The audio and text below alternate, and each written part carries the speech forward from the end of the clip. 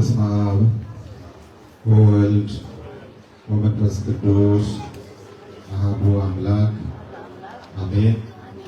ክቡር አባታችን መላከ ፀሐይ ቆሞስ አባ ገብረ ሥላሴ ጎበና የደብራችን አስተዳዳሪ፣ ክቡር መላከ ስብሐት አባ ገብርኤል በካናዳ ካልጋሪ ሐመረኖ ቅድስት ኪዳነ ምሕረት ቤተክርስቲያን አገልጋይ፣ ክቡራን አየተ እግዚአብሔር አባቶች ካህናት፣ ሊቃውንተ ቤተ ክርስቲያን፣ ወንድሞች ዲያቆናት፣ የሰንበት ትምህርት ቤት መዘምራን፣ ብርሃን ከዋክብትን የምትመስሉ የቤተ ክርስቲያናችን ጌጦች የሆናችሁ ምዕመናንና ምዕመናት፣ አባቶች፣ እናቶች፣ ወንድሞች፣ እህቶች፣ እግዚአብሔር የሚወዳችሁ ሕፃናት ሁላችሁም በእግዚአብሔር ፍጹም ሰላም እንደምን አደራችሁ?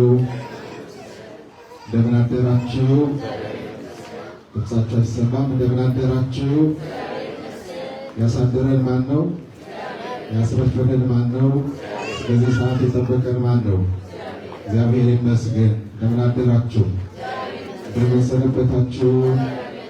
በቸርነቱ በይቅርታው በምሕረቱ ብዛት ሁላችንንም ጠብቆ ለዚህ ታላቅ ዕለትና ሰዓት በሰላም በሕይወት በጤንነት ያደረሰን አምላካችን እግዚአብሔር ስሙ ለዘላለም የተመሰገነ ይሁን። የእናታችን የእመቤታችን የቅድስት ድንግል ማርያም በረከቷ፣ ረድኤቷ፣ አማላጅነቷ፣ ቃል ኪዳኗ ከሁላችን ጋር ይሁን። የገናናው መልአክ የመጋቤ ብሉይ የቅዱስ ሚካኤል ተራዳኢነት፣ ምልጃው፣ ቃል ኪዳኑ ሁላችንንም ይጠብቀን። ኩሎ ዘይቤለክሙ ግበሩ፣ የሚላችሁን ሁሉ አድርጉ። እንደ እግዚአብሔር ቅዱስ ፈቃድ በሚኖረን ጊዜ የምንማርበት የትምህርታችን ርዕስ ነው። ቃሉን በዮሐንስ ወንጌል ምዕራፍ 2 ቁጥር 6 ላይ እናገኘዋለን። ይህንን ቃል ሁላችንም ድምፃችንን ከፍ አድርገን እንናገረዋለን። የሚላችሁን ሁሉ በውስጡ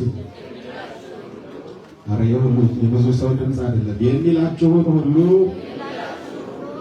አድርጉ። ይህንን ቃል የተናገረችው አምላክ ወላዲተ አምላክ እናታችን እመቤታችን ቅድስት ድንግል ማርያም ናት። ስሟ የተመሰገነ ይሁን። እስቲ እልል ብላችሁ አመስግኗት። የተወደዳችሁ የእግዚአብሔር ቤተሰቦች ወደዚህ ወደ ትምህርታችን ርዕስ በጥልቀት ከመግባታችን በፊት አጠር አድርገን አሁን ያለንበትን ወቅት የሚመለከት ሀሳብ እናነሳለን። እንደ ቤተ ክርስቲያናችን አስተምህሮ ከጌታ ልደት ጀምሮ እስከ ታላቁ ጾም እስከ አብይ ጾም መግቢያ ድረስ ያለውን ጊዜ ኦርቶዶክሳዊት ቅድስት ቤተ ክርስቲያናችን የመገለጥ ዘመን ትለዋለች፣ ወይም ዘመን አስተርእዮ ይባላል። ምን ይባላል? ዘመን አስተርእዮ ይባላል። የምን ዘመን ማለት ነው? የመገለጥ ዘመን። የመገለጥ ዘመን የተባለበት ዋናው ምክንያት ደግሞ የማይታየው አምላክ በሚታይ በሚዳሰስ የሰው ባህሪ የተገለጠበት ዘመን፣ የማይቆጠርለት መለኮት የተወለደበት፣ የማይዳሰሰው የማይታየው አምላክ በሰው የተዳሰሰበትና የታየበት ጊዜ ስለሆነ ቤተ ክርስቲያናችን ይህንን ዘመን የመገለጥ ዘመን ትለዋለች። ቅዱስ ያሬድም አስተርአየ ዘኢያስተሪ ኮነ እሙነ አስተርእዮቱ፣ የማይታይ ታየ፣ የማይገለጠው ተገለጠ፣ መገለጡም ደግሞ እውን ሆነ፣ እውነት ሆነ እያለ እግዚአብሔርን የሚያመሰግንበትን ምስጋና ዝማሬ እኛም የምንዘምርበት ጊዜ ነው ያለነው ክርስቲያኖች። ስለዚህ የእግዚአብሔር ልጅ ቅዱስ ዮሐንስ በወንጌሉ እንደነገረን በመጀመሪያ የነበረው ቃል በእግዚአብሔር ዘንድ የነበረው ቃል እርሱ ራሱ እግዚአብሔር የሆነው ቃል ሁሉ በእርሱ የሆነው ከሆነውም ያለ እርሱ አንዳች የሆነ ምንም የሌለ የፍጥረት ሁሉ ባለቤት የሆነው አምላካችን እግዚአብሔር ወልድ መድኃኒታችን ኢየሱስ ክርስቶስ በሥጋ ማርያም የተገለጠበትን ዘመን ነው አሁን እያከበርን ያለነው። ልደቱ፣ ጥምቀቱ፣ የዛሬውን ታላቅ የቃና ዘገሊላ በዓል በዚህ በዘመን አስተርእዮ የሚከበር በዓል ነው።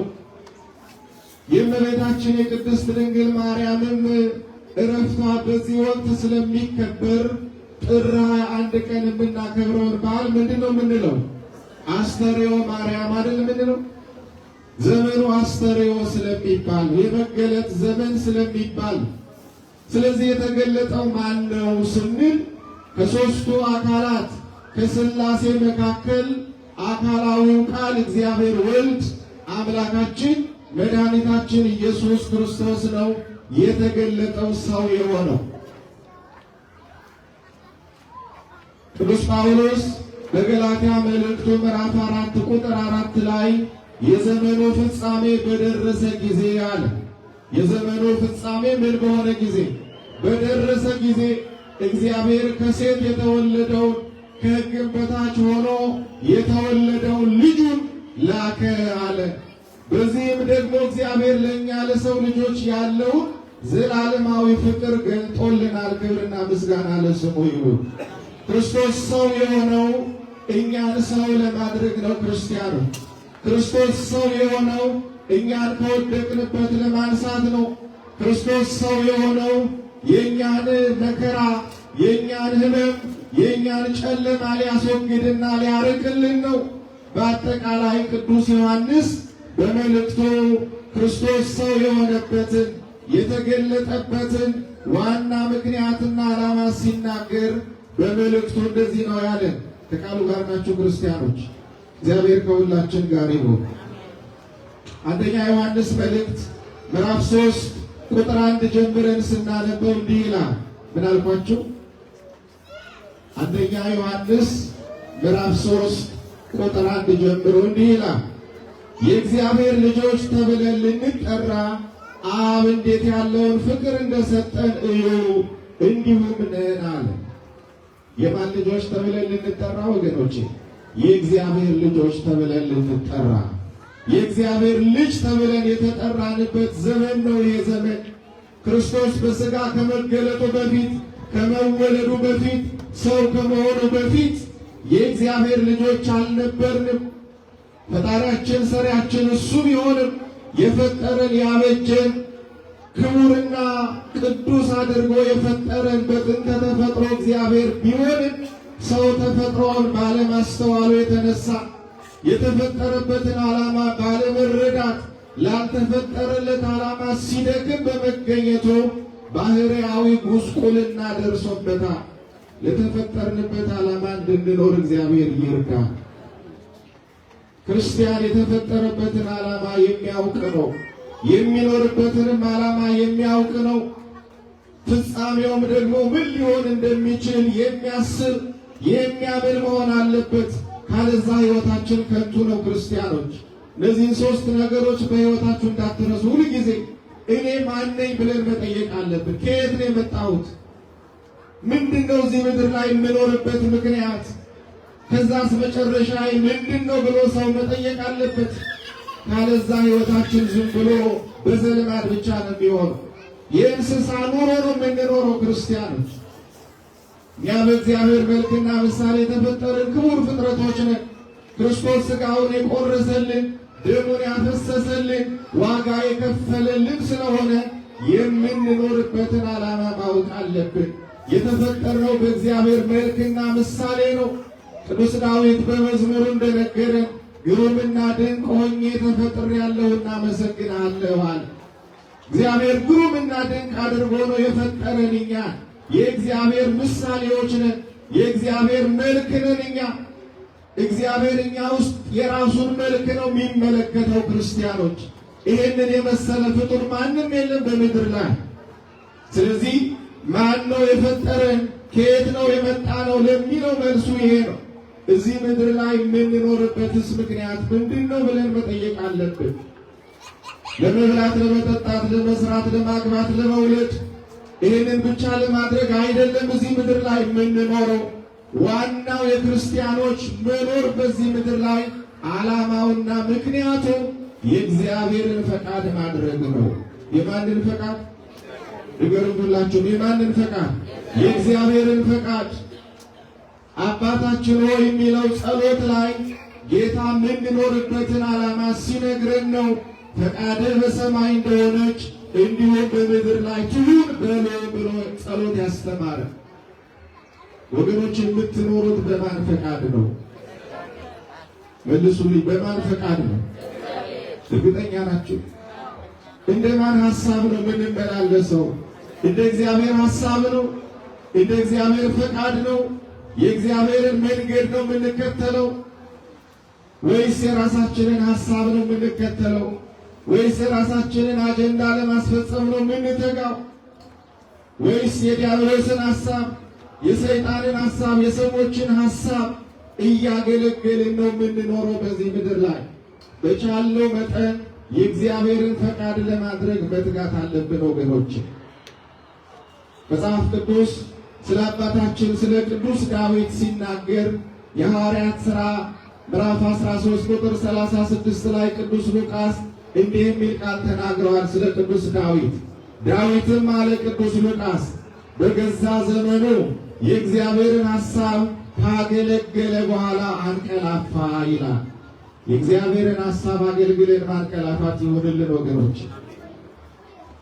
ዳዊትም በገዛ ዘመኑ እግዚአብሔር በሰጠው ዘመን የማንን ሐሳብ አገለገለ አለ? የእግዚአብሔርን ሐሳብ፣ የአምላኩን ፈቃድ፣ እሱ የሚደሰትበትን እየሰራ ኖሮ አንቀላፋ። ሰው መሞቱ አይቀርም ወገኖች። ስንሞት የምንሄደው ወደ እግዚአብሔር ነው። ነፍስ ወደ ሰራት፣ ወደ ፈጠራት፣ ወደ አስገኛት ወደ አምላኳ ወደ እግዚአብሔር ትሄዳለች። ሥጋም ደግሞ ወደ አፈርነቱ ይመለሳል የሚለው የእግዚአብሔር ቃል። ስለዚህ ወደ እግዚአብሔር ስንሄድ ጥያቄ አለ።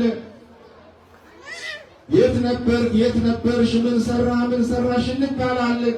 ያኔ እንዳናፍር እዚህ ምድር ላይ የእግዚአብሔርን ፈቃድና ሐሳብ ተረድተን እንደ ፈቃዱና እንደ ሐሳቡ መኖር ይጠበቅብናል። ያንን አድርገን በተቻለን መጠን የምንኖር ከሆነ ደግሞ ፍጻሜያችን ያማረ እንደሚሆን እናስተውላለን። እኛ ክርስቲያኖች ነን። ስለዚህ መጽሐፍ ቅዱስ የሚነግረንን እውነት እናምናለን፣ እንቀበላለን። ከሞት በኋላ ሕይወት አለ ወገኖቼ። ከመቃብር በኋላ ትንሣኤ አለ። ይህ ዓለም ያልፋል፣ ይጠቀልላል። የማያልፍ የማይጠቀልል ሌላ ዘላለማዊ መኖሪያ እግዚአብሔር አዘጋጅቶልናል አይደል? አታምኑም? ይሄን አታምኑም እንዴ? ምን አደከማችሁ ታዲያ ካላመናችሁ? ዋናው እኮ ይሄ ነው፣ ግቡ ይሄ ነው። የክርስትና የመጨረሻ ጎሉ ይሄ ነው። ቅዱስ ጳውሎስ ትንሣኤ ሙታን ከሌለ፣ በመጨረሻው ፍርድ በእግዚአብሔር ቀኝና ግራ መቆም ከሌለ በሚያስፈራና በሚያስጨንቅ ኑሮ የሚኖረው ከአናብስት ጋር የምታገለው ለጽድቅ ሥራዬን ሁሉ ድካም የሚደክመው በከንቱ ነው ይላል። እግዚአብሔርን በዚህ በሚያልፍ ሕይወት ብቻ ተስፋ የሚያደርጉ ሰዎች ምስኪኖች መሆናቸውን ነው የሚነግረን ወገኖች። ስለዚህ የተጠራንበትን ዓላማ በማስተዋል መመላለስ ይጠበቅብናል። ለዚህ ነው ቅዱስ ዮሐንስ የእግዚአብሔር ልጆች ተብለን ልንጠራ አብ እንዴት ያለውን ፍቅር እንደሰጠን እዩ፣ እንዲሁም ደግሞ ነን አለ። እግዚአብሔር እንዲሁ ነው የወደደን ወገኖች። ክብርና ምስጋና ለስሙ ይሁን። እንዲሁ ወደደን እግዚአብሔር። የሚወደድ ነገር ሳይኖረን ይልቁንም ጠላቶቹ ስንሆን፣ ክፉዎች ስንሆን እግዚአብሔር እንዲሁ ወደደን። ስለዚህ አንድያ ልጁን ተቀዳሚና ተከታይ የሌለው አንድያ ልጁን ላከልን። አካላዊው ቃል እግዚአብሔር ወልድ ኢየሱስ ክርስቶስ በሥጋ ማርያም ተገልጦ ወደዚህ ምድር በመምጣቱ ደግሞ የዲያብሎስን ሥራ ነው ያፈራረሰልን። ክብርና ምስጋና ለስሙ ይሁን። የዲያብሎስን ሥራ ለማፍረስ ነው ክርስቶስ የተገለጠው። ያለንበት ዘመን የመገለጥ ዘመን ነው ብያችኋለሁ። የተገለጠው ማን ነው? የእግዚአብሔር ልጅ ኢየሱስ ክርስቶስ። ለምን ተገለጠ? የዲያብሎስን ሥራ ሊያፈርስ። እየሰማችሁ ነው? የተገለጠው ማን ነው? ለናደራችሁ የተገለጠው ማን ነው? የእግዚአብሔር ልጅ ኢየሱስ ክርስቶስ። በሉ እስኪ ማን ነው የተገለጠው? የእግዚአብሔር ልጅ ኢየሱስ ክርስቶስ። ለምን ተገለጠ? የዲያብሎስን ሥራ ሊያፈርስ። በሉ ለምን ተገለጠ? የዲያብሎስን ሥራ ሊያፈርስ። የዲያብሎስ ሥራ ምንድን ነው? ኃጢአት ነዋ። የዲያብሎስ ሥራ ምንድን ነው? አመፀኝነት ነዋ። የዲያብሎስ ሥራ ምንድን ነው? ትዕቢት ነዋ። እነዚህን የመሳሰሉትን ሁሉ ክርስቶስ ሊያፈርስ በሥጋ ማርያም ተገለጠ። የሰው ዋና ጠላቶች በምድር ላይ ሦስት ናቸው። ክርስቲያኖች መንፈሳዊ ጠላቶች አስተውሉ። ሰው ስንት ጠላት ነው ያለው? እንዳትቆጥሩ። አሁን ገሌ ገሌ እያላችሁ ሰው እንዳትቆጥሩ። የሰው መንፈሳዊ ጠላቶቹ ሦስት ናቸው። አንደኛ ዲያብሎስ ነው። ማን ነው? ሰይጣን ነው ጠላታችን። ክርስቶስ ጠላታችን የሆነውን ዲያብሎስን ከመንገዳችን በመስቀሉ ጠርቆ አስወግዶልናል። ክብርና ምስጋና ለስሙ ይሁን። ሰይጣን አሁን ከእግራችን በታች የተጣለ ትቢያ ነው። ቅዱስ ጳውሎስ ሮሜ መልእክቱ ላይ የሰራዊት ጌታ እግዚአብሔር አለ ሰይጣንን ከእግራችን በታች ይቀጠቅጠዋል። ሰይጣን የተጣለ ነው፣ የተቀጠቀጠ ነው። ምንም ስልጣንና ኃይል የሌለው ደካማ ነው። ስለዚህ ሰይጣንን አንፈራም። እኛ ክርስቲያኖች ሰይጣንን ትፈሩታላችሁ? ትፈሩታላችሁ? እንደው ዝም አላችሁ? የዘወትር ጸሎታችን መጀመሪያ ላይ እኮ እሱን እየካድን ነው የምንጀምረው ጸሎት አይደል? እከሄደከ ሰይጣን እያልን ነው ጸሎት የምንጀምረው። ለዚህም ደግሞ ምስክራችን ማን ናት? በቤታችን ቅድስት ድንግል ማርያም ናት። ሰይጣን የተጣለ ነው። ክርስቲያኖች ክርስቶስ ጥሎልናል። ክርስቶስ ከመንገዳችን አስወግዶልናል። በእኛ ላይ ገዢ ነበረ፣ በእኛ ላይ አለቃ ነበረ፣ በእኛ ላይ ባለስልጣን ነበረ። ክርስቶስ በመገለጡ ሰይጣንን አስወገደልን። ክብርና ምስጋና ለስሙ ይሁን። አመስግኑት እስቲ ክርስቲያኖች። ዛሬ ምናልባት ሰይጣን በእኛ ሕይወት ውስጥ ቦታ ካለው ወደን ፈቅደን ገዢ አድርገነው እንጂ ሰይጣን በእኛ ላይ ስልጣን የለውም። ሰው ነፃ ፈቃድ ያለው ፍጡር ነው። እግዚአብሔርንም ለማምለክ ሰይጣንንም ለማምለክ ነፃ ፈቃድ አለው። ኃላፊነቱ ግን የራሱ ነው። ስለዚህ ሰይጣንን ከመንገዳችን አስወገደልን። ሁለተኛው የሰው ልጆች ጠላት ሞት ነው። ክርስቲያኖች ምንድን ነው? ሞት ነው። ሞትን በሞቱ የደመሰሰ ክርስቶስ ነው። በሞቱ ሞትን ያሸነፈ አምላካችን መድኃኒታችን ኢየሱስ ክርስቶስ ብቻ ነው። ከአዳም ጀምሮ እስከ ክርስቶስ ድረስ 5500 ዘመን የሰው ልጆችን ሁሉ ሞት አሸንፏቸው ነበረ። ከሞት በታች ተዘግተው ነበረ። በሞቱ ሞትን የደመሰሰ በሞቱ ለሞት ደምሰሶ እንደሚል ትምህርተ ሕቡዓታችን በሞቱ ሞትን ያጠፋ በሞቱ ሞትን የደመሰሰ የእግዚአብሔር ልጅ የድንግል ማርያም ልጅ ጌታችን አምላካችን መድኃኒታችን ኢየሱስ ክርስቶስ ነው። ክብርና ምስጋና ለስሙ ይሁን። አሁን እኛ ሞት አያስፈራንም፣ ሰይጣን አያስፈራንም፣ ሞትም አያስፈራንም። ለምን? ሞት ወደ ክርስቶስ መሄጃ መንገድ ሆኖልናል። ስለዚህ እንደ ቅዱስ ጳውሎስ እንዲህ እንላለን፣ ልሄድ ከክርስቶስ ጋር ልኖር እናፍቃለሁ፣ ከሁሉ ይልቅ የሚሻል ነውና እንላለን። አሁን ብንጠራ ተዘጋጅተናል ወገኖች። ወደ እግዚአብሔር ብንጠራ በሞት ተዘጋጅተናል፣ ንስሐ ገብተናል፣ የተጣላነውን ታርቀናል፣ የበደልነውን ክሰናል፣ ከርኩሰት ከአመፀኝነት ተለይተናል፣ ቅዱስ ሥጋውን ክቡር ደሙን ተቀብለናል። የሚታይ የጽድቅ ፍሬ በሕይወታችን አለ ወይስ ዝም ብለን በልምድ ነው እየተመላለስን ያለ ነው? ዘመን ነው እያስቆጠርን ያለ ነው ወገኖች። እግዚአብሔርን ባለማስደሰት የኖርንበት ዘመን ሊበቃን ይገባል ወገኖች። አሁን በማስተዋል የምንኖርበት ዘመን ነው። ፊልጵስዩስ ምዕራፍ 1 ቁጥር 21 ላይ ቅዱስ ጳውሎስ ለእኔ ሕይወት ክርስቶስ ሞትም ጥቅም ነውና ስለዚህ ልሄድ ከክርስቶስ ጋር ልኖር እናፍቃለሁ አለ። ክርስቶስ ሞትን ስላስወገደልን በሐዲስ ኪዳን ያለን ክርስቲያኖች ሞትን የምናስበው እንደ መሸጋገሪያ ነው። ከሚያልፈው ወደማያልፈው፣ ከጊዜያዊ ወደ ዘላለማዊው፣ ከምድራዊ ወደ ሰማያዊው የምንሸጋገርበት ነው ሞት። ደግሞ ለማንም አይቀርም። ኃጢአተኛውም ጻድቁም፣ ባለጸጋውም ድሃውም፣ የተማረውም ያልተማረውም ሁሉም ምን ይሆናል? ይሞታል። እግዚአብሔር ሰውን ሁሉ እኩል ያደረገበት አንዱ ነገር ሞት ነው። ክርስቲያኖች በሞት ሁሉም እኩል አደረገ። ሰው ሲሞት ሁሉም ሰው ንጉሱም ይሆን ሌላውም ሰው ይሆን አስከሬን ነው የሚባለው። ንጉሱ ወጣ አይባልም፣ አስከሬን ወጣ ነው የሚባለው። ስለዚህ በሞት ሰውን ሁሉ እግዚአብሔር እኩል አድርጎታል። ግን ከሞት በኋላ ያለውን ሕይወት ማሰብ ይገባል። መዘጋጀት ያስፈልጋል። የእግዚአብሔርን ፈቃድ ማድረግ ያስፈልጋል። ሶስተኛው የሰው ልጆች ጠላት ኃጢአት ነው ወገኖች። ዲያብሎስ ሞትና ኃጢአት ነው የኛ ጠላቶች። እነዚህን ድል ማድረግ ከቻልን የእግዚአብሔርን መንግስት መውረስ እንችላለን። በእግዚአብሔር ቸርነት ኃጢአት ሰልጥኖብን ነበረ። ኃጢአት ሁላችንንም ገዝቶን ነበረ። የኃጢአት ባሪያዎች ሆነን ነበረ። ክርስቶስ ግን የጽድቅ ንጉሥ ሆኖ በመገለጡ ኃጢአትን ድል ነሳልን፣ ኃጢአትን አስወገደልን።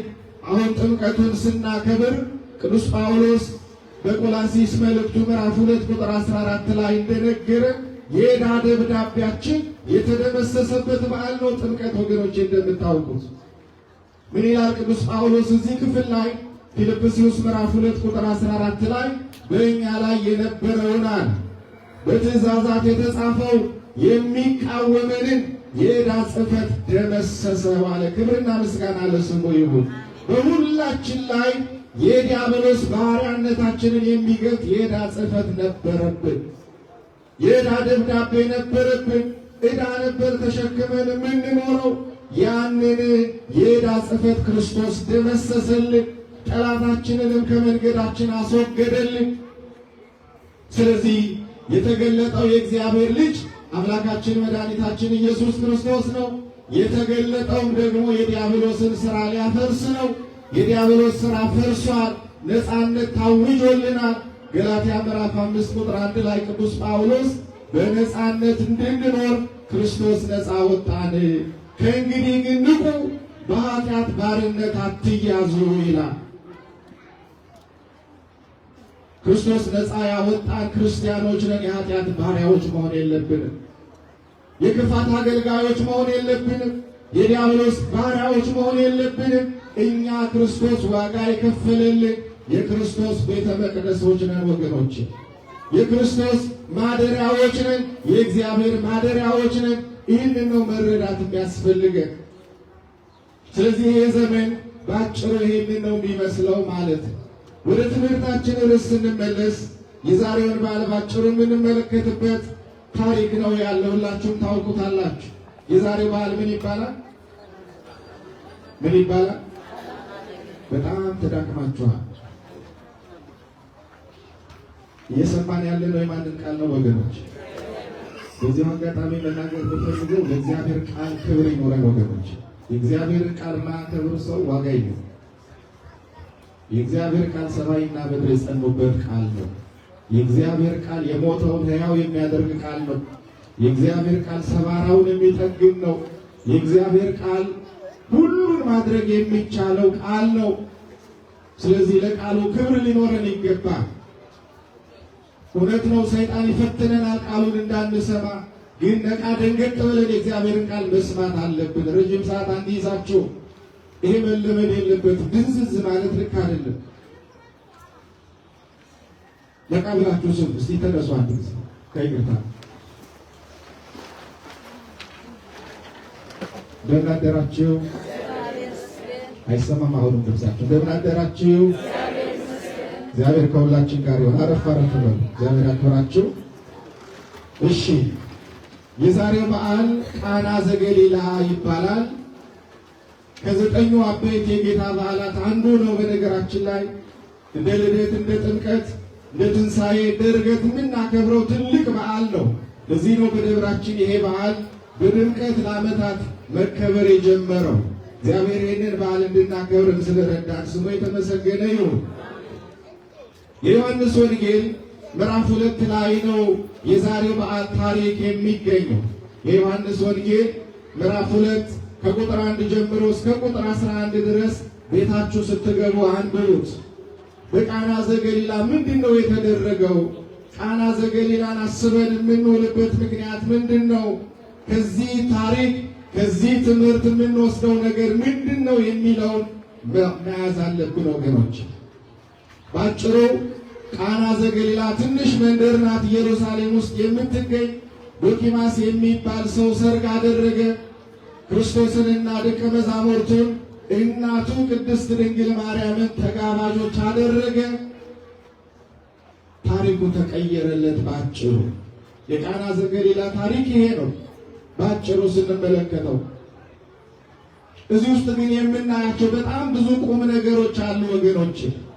ከሰርገኞቹ ጌታ ካደረገው እመቤታችን ቅድስት ድንግል ማርያምን ካደረገችው ነገር የምንማረው በጣም ብዙ ቁም ነገር አለ።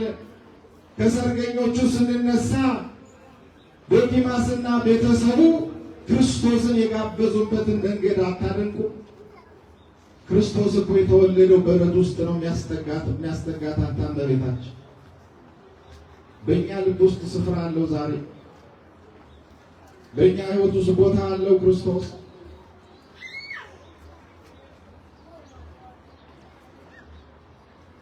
ዶኪማስና ቤተሰቡ ግን ሰርግ ባደረጉ ጊዜ መምህሩን ክርስቶስን ጠሩ።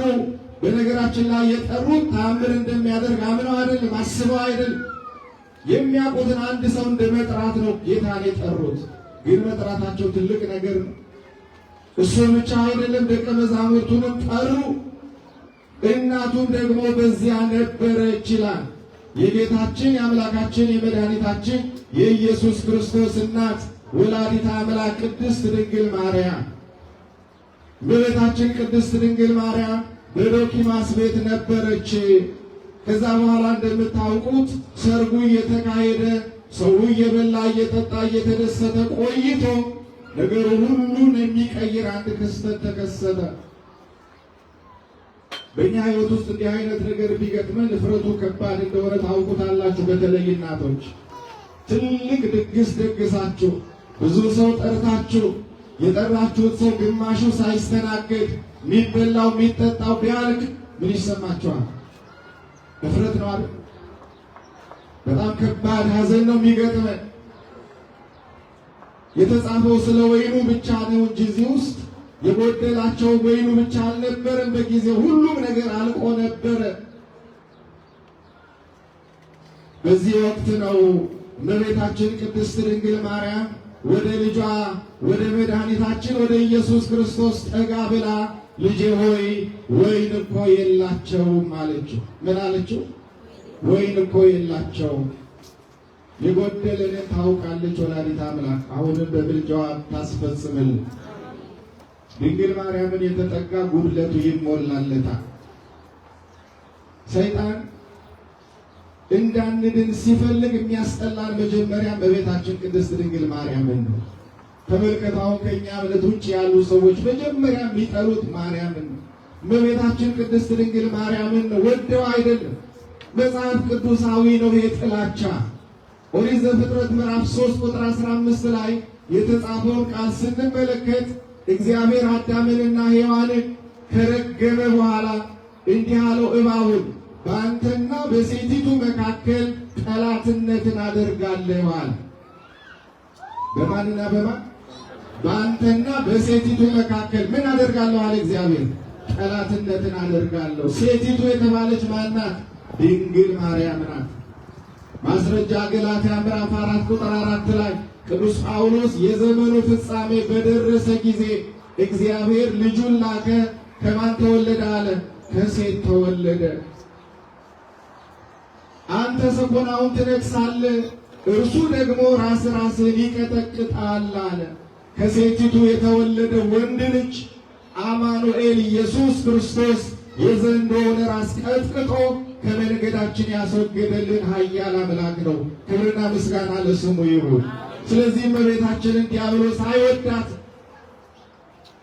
መሲሁን ያስገኘች ስለሆነች የድኅነታችን ምክንያት ስለሆነች እውነተኛው አምላክና መድኃኒት ቤዛ የሆነው ኢየሱስ ክርስቶስ ከእርሷ በሥጋ ስለተወለደ እናቱ ስለሆነች ዲያብሎስ አይወዳትም። እመቤታችን ቅድስት ድንግል ማርያም ወደ ልጇ ጠጋ ብላ ልጅ ሆይ የወይን ጠጅ እኮ የላቸውም አለችው። ኢየሱስም አንቺ ሴት ከአንቺ ጋር ምን አለኝ አላት። ይሄንን ብዙ ጊዜ ሰምታችሁታል አይደለም? ትርጉሙ አሁን አንዳንድ ሰዎች ንቋታል፣ አልተቀበላትም። እመቤታችን የጠየቀችውን አልተቀበለም ለማለት ይጠቀሙታል። ግን ሐሳቡ እንደዛ አይደለም። የአክብሮት ንግግር ነው። አንቺ ለምነሽኝ የማልፈጽመው ምን አለ ነው ትርጉሙ። ምክንያቱም እመቤታችን ቅድስት ድንግል ማርያም የእግዚአብሔር እናት ናት። ሌሎቹ ቅዱሳን የሚለምኑት እግዚአብሔርን አምላካችን፣ ፈጣሪያችን፣ ጌታችን ብለው ነው። ድንግል ማርያም ልጇን የምትለምነው ልጄ ሆይ ብላ ነው። የማን ልመና ይሰማል? የእናት ልመና። ፊት አያስመልስ አንገት አያስቀልስ የሚባለው ከዚህ የተነሳ ነው። ስለዚህ እመቤታችንን ክርስቶስ በአክብሮት ነው ያናገራት። ከአንቺ ጋር ምን አለኝ? ከአንቺ ጋር ምን ጸብ አለኝ? አንቺ ለምነሽኝ የማልፈጽመው ምን አለ? የማላደርግልሽ ምን አለ? ከአንቺ ሰው የሆንኩት የሰውን ሁሉ ነውር ለማራቅ፣ የሰውን ሁሉ ኃጢአት ለማስወገድ፣ የሰውን ሁሉ ድካም ለማራቅ ነው ብሎ ነው ጌታችን የመለሰላት። እንደ ተግባቡ የሚያሳየው ደግሞ ቀጥሎ እመቤታችን የተናገረችው ቃል ነው። ምን አለች እመቤታችን? አገልጋዮቹን ጠራችና ልጄ የሚላችሁን ሁሉ ምን በሉ አለች? አድርጉ። አይገርምም? በዚህ በዘመን አስተርእዮ እግዚአብሔር አብም ተመሳሳይ ቃል ተናግሯል ስለ ክርስቶስ። ዝንቱ ውእቱ ወልድየ ወሎቱ ስምዕዎ አለ።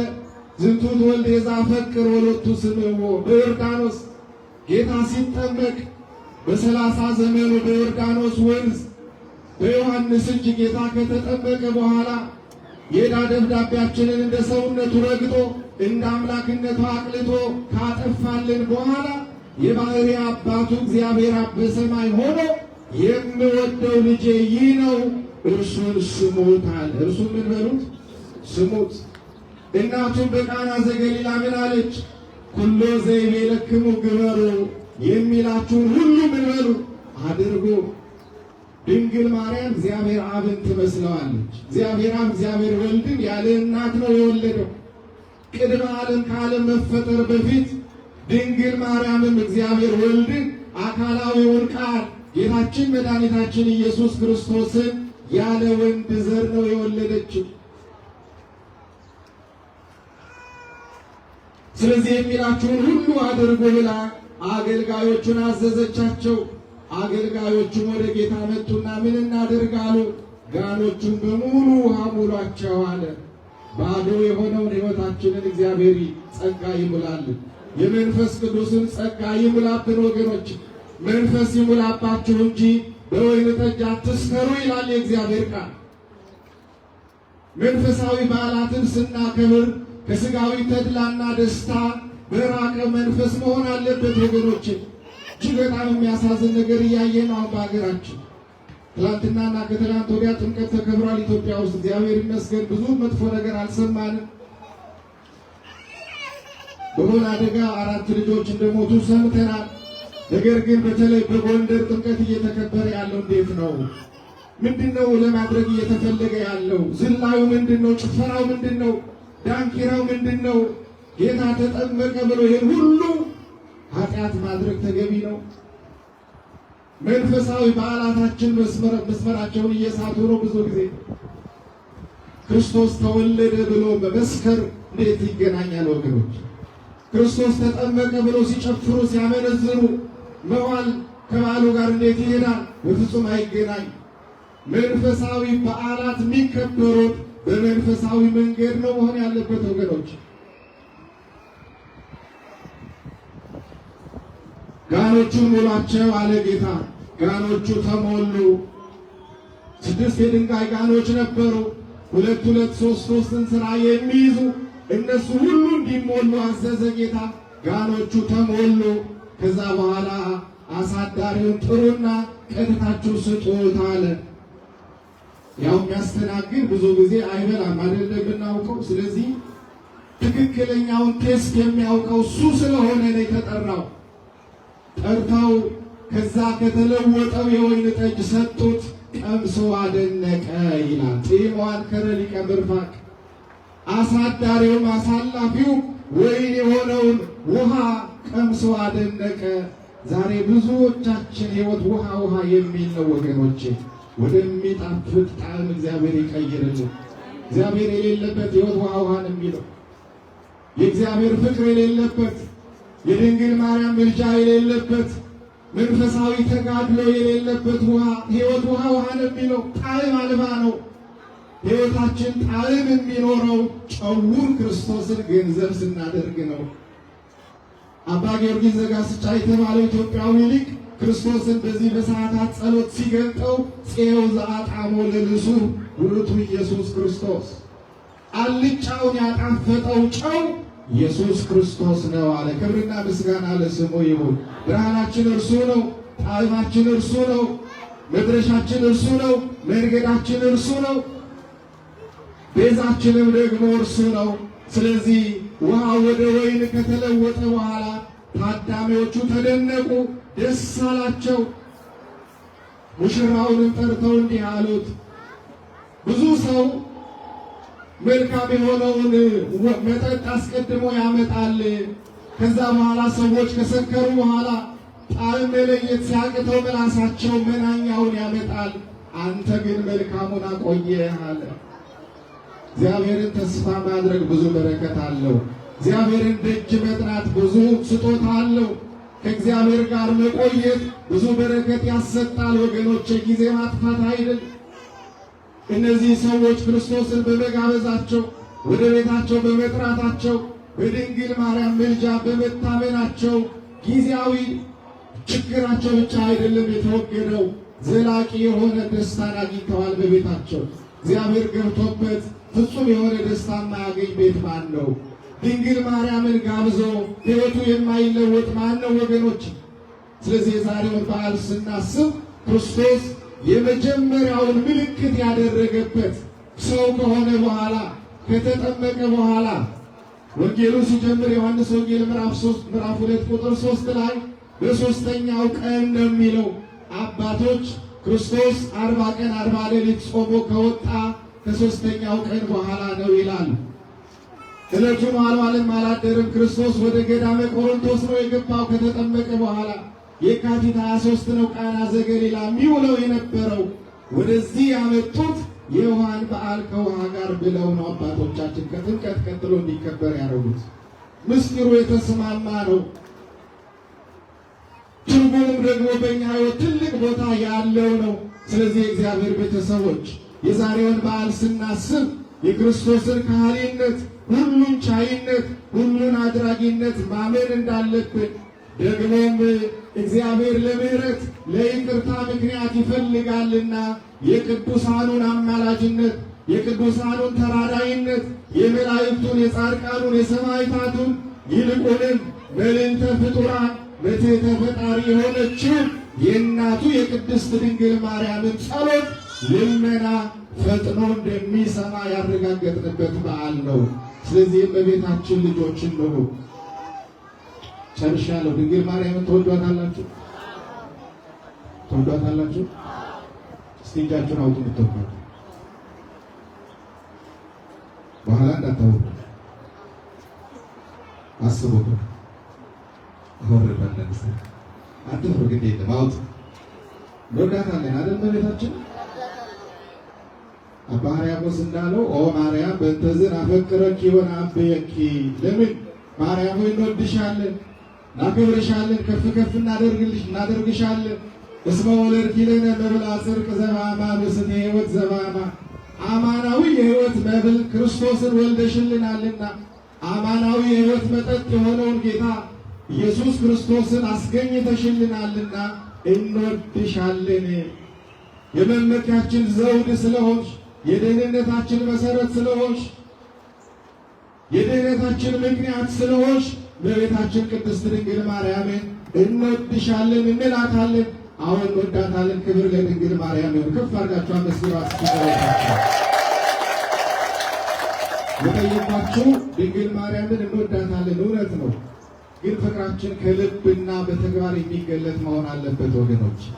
ድንግል ማርያምን ከወደድናት የእሷ የሆነውን ወይም እሷ በዚህ ምድር የኖረችበትን ባንደርስበትን በምልጃዋ እየታገዝን ግን ልጆቿ ሆነን እንደ እሷ ለመሆን መሞከር ይገባናል፣ ይጠበቅብናል አይደል? ክርስትና ከኛ በፊት የነበሩትን እውነተኞቹን የጸኑትን እግዚአብሔርን ደስ ያሰኙትን እያየን በእነሱ ፈለግ መጓዝ ነው አይደል? ስለዚህ ድንግል ማርያም ርኅርኅት ናት፣ ርኅሩኆች እንሆን እኛም ወገኖች። ድንግል ማርያም አዛኝ ናት፣ አዛኞች እንሆን እኛ። ድንግል ማርያም አማኝ ናት፣ የማይቻለውን ትሆኛለች ስትባል አምና ተቀብላለች። አማኞች እንሆን እኛ፣ አንጠራጠር። ድንግል ማርያም ትሁት ናት፣ ትሁት ናት። ትህትናዋ የሚደንቅ ነው። እመቤታችን የእግዚአብሔር እናት ትሆኛለች ስትባል እኔ ለእግዚአብሔር ባሪያው ነኝ፣ እኔ ለእግዚአብሔር አገልጋዩ ነኝ፣ እንደ ቃል ይሁንልኝ፣ እንደ እግዚአብሔር ቸርነት ነው ያለችው። እኛ ትንሽ ነገር ስናገኝ እንኳን አንቻልም ወገኖች። ስለዚህ እንደ እመቤታችን አማኞችም ትሑታን ነው፣ ራሳችንን ዝቅ የምናደርግ ነው፣ ምስጢር ጠባቂዎችን ነው። ከምንም በላይ ደግሞ ዘመናችንን በሙሉ ላመንነው እውነት እንኖር፣ በመከራ በፈተና የምንታገስ። አንዳንድ ጊዜ እኔ ክርስቲያን ሆኜ አንተን እያገለገልኩ እያስቀደስኩ እየጾምኩ እየጸለይኩ ይህ ሁሉ ፈተና በሕይወቴ ለምን ይመጣል ብለን እግዚአብሔርን የምናማርር ሰዎች አለን አይደል? ከድንግል ማርያም በላይ መከራ የተቀበለ አለ ከፍጡራን መካከል? የለም እኮ። ገና ስትወለድ ጀምሮ 66 ዓመት እዚህ ምድር ላይ ስትኖር ዘመኗ በሙሉ በፈተናና በመከራ ነው ያለቀው። የተወለደችው ሊባኖስ ተራራ ላይ ነው። ወላጆቿ ፈርተው ይገሉብናል ብለው በነፍስሽ ሰይፍ ያልፋል ተብሎ ነው ገና ጌታን ሳትወልድ ትንቢት የተነገረላት። በ2 ዓመቱ ክርስቶስን ይዛ ተሰደደች። በብዙ ፈተናና መከራ ውስጥ ነው ያለፈችው። ግን ለምን አላለችም እመቤታችን? እኔ አንተ እናት ሆኜ እኔ አንተ አገልጋይ ሆኜ አላለችም እመቤታችን? ሁሉንም ነገር በልቧ ነው ተጠብቀው የነበረው። ስለዚህ በመከራ የምንታገስ ፈተና ቢመጣ እግዚአብሔር አብሮ መውጫውን እንደሚሰጠን በማመን ፍጹም የሆነውን እምነታችንን በእግዚአብሔር ላይ አጽንተን እስከ መጨረሻው የምንኖር ክርስቲያኖች ልንሆን ይጠበቅብናል። ያስተማረን አምላክ የተመሰገነ ይሁን። የእናታችን የቅድስት ድንግል ማርያም ፍቅሯ ይብዛልን። የመልአኩ የቅዱስ ሚካኤል ተራዳኢነት አይለየን። ወስብሐት ለእግዚአብሔር።